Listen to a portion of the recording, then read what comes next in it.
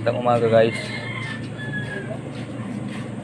Maraming salamat sa panibagong araw po at lakas sa Panginoon Diyos. Tara, samahan niyo ako, bubuksan ko yung gripo. Yung unang ginagawa ko pagkatapos ko manalangin at pagbukas ng tindahan. Sige, tara guys.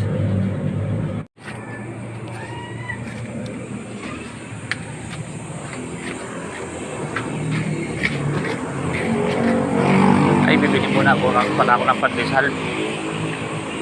Tapos mamaya pagbalik ko na lang bubuksan ko gripo. Kasi para isang lakad na lang, exercise na tuloy mga guys. Yan. Guys, so, dito naman sa kaliwa ang pabilihan ng pandesal. Dito sa kanan ng sarahan. Mamaya didiretso na lang ako pagkabili ko ng pandesal. Guys, so ano guys, highway.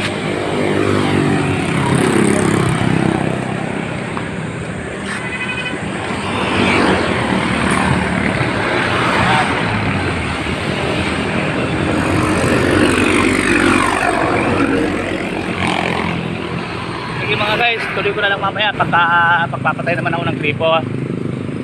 Ako ng highway, spiritual, pag-iisip sa umaga.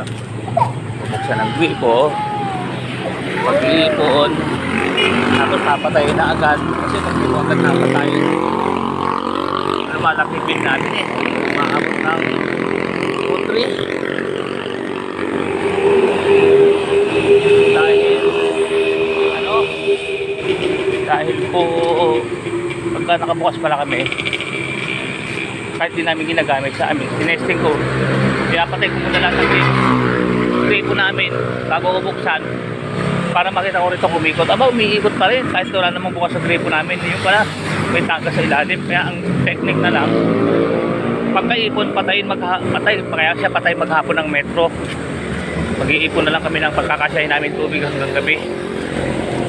Ayun, naawa ng Panginoon, bumababa ang tubig namin mula sa 2-3 naging 700. Ito po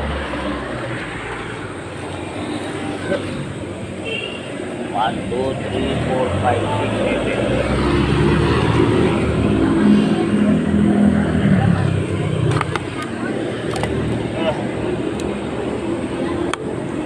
7. Okay guys, binibilang muna, di ba? Kasi pampito kami eh. Kamaya kamali ka ng bilang mapatay, pabuksan mo yung metro ng may metro. Kasi ganyan eh. Minsan nga may nagkakamali dyan, siguro lang kung nagkakamali siya o kasi pag tingin ko papatay ko yung metro namin, ba't wala tumutulo? Yung pala meron ng advance na nagpatay. Nagkakamali siguro ng bilang ang napapatay yung sa akin. Kaya ngayon sinisigurado ko, binibilang ko baka naman mapagbuksan ko yung mali eh. Kaya nga, okay lang po yung ganun. Magsiguro tayo na hindi tayo makaka-agrabyado ng kapwa tayo. Di balik tayo na-agrabyado basta tayo huwag tayo makakapag-agrabyado. Kaya binibilang ko eh. Ayokong magawa sa kanila yung nagawa nila pagkakamali sa akin eh. Mamaya, nagugas na plato. Ay, natutulog pa, binuksan mo na yung metro nila, no? Ito, babalik na ako. Minsan nagtataka ako eh. Papatayin ko pa lang, pagtingin ko patay na eh. Sabi ko, pambira na ba inuunahan ako magpatay? Natatawa na lang ako eh. Wala ka namang gagawin kundi itawa na lang yun eh. Kailangan sa atin eh. Tanggapin at tawanan lang ang sitwasyon. Magpasalamat sa Diyos ano man ang mangyari sa buhay natin. Ano man ang sitwasyon ng buhay natin araw-araw, tawa lang at salamat sa Diyos. O sige guys, dito na ako, nakabalik na ako sa bahay ko. Titinda naman ako. Kaya po ng dati Kuya Mon Gitara Vlog. Keep safe, keep healthy. Maraming salamat po sa Diyos. Bye bye po mga guys. Thank you for watching. Ito na po, pupwesto naman tayo sa ating tindahan. Abay, patay ko pala ilaw. Ako muna ilaw. Dilim eh. Madilim.